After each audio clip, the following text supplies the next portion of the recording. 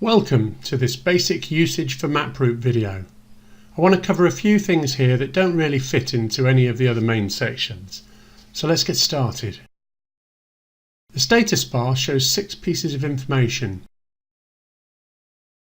If you have an active route loaded, its name will appear here. Click in this area to rename the route. The map coordinates at the cursor position are shown here.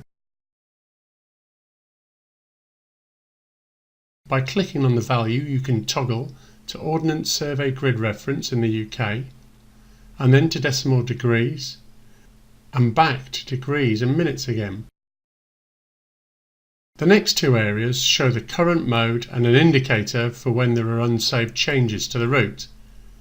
So if I switch to Edit mode and then make a small change to the route, you can see that both pieces of information are reflected in the status bar.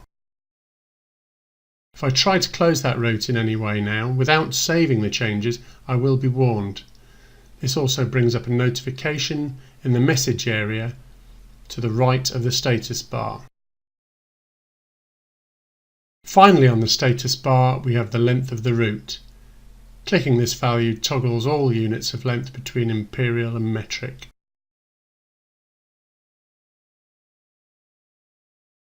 At the left of the title bar, you'll find the username. Move the cursor over this to reveal a dynamic menu. This means it will only show options that are currently relevant to you. We'll cover the settings button in a moment. A context-sensitive help button appears throughout the application.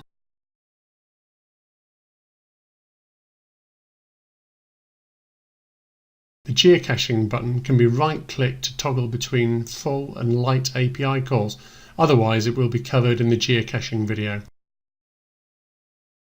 The plus/minus button can expand and collapse information on the screen.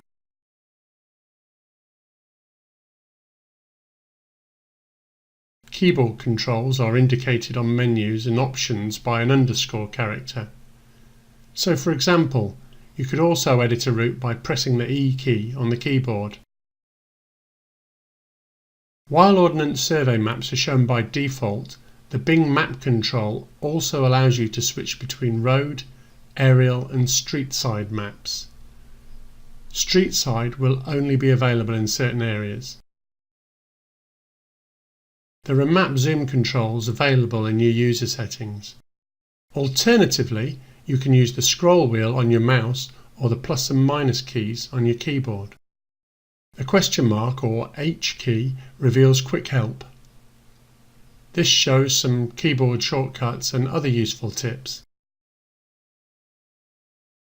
Finally, in this video, we're going to look at tabs. There are 4 ways to get to tabs.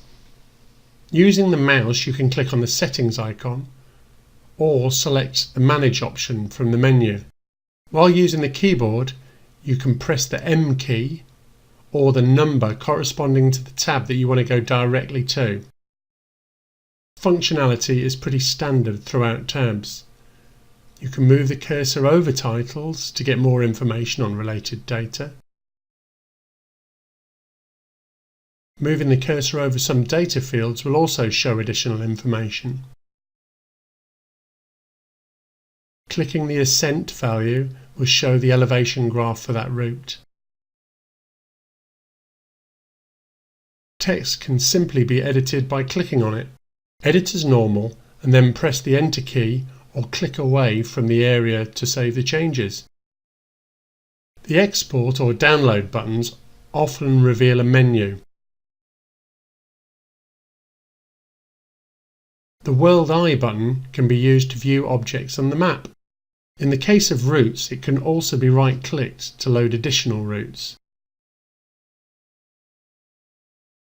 The Waypoint tab is very similar to the Route tab with the addition of icons. Simply click the icon and select a new one to save the change. When you log into mapRoute, the map will be focused on a location. This will correspond to your startup location. It's normally a home, but it can be anywhere. Just drag the pin on the map to wherever you want it to be.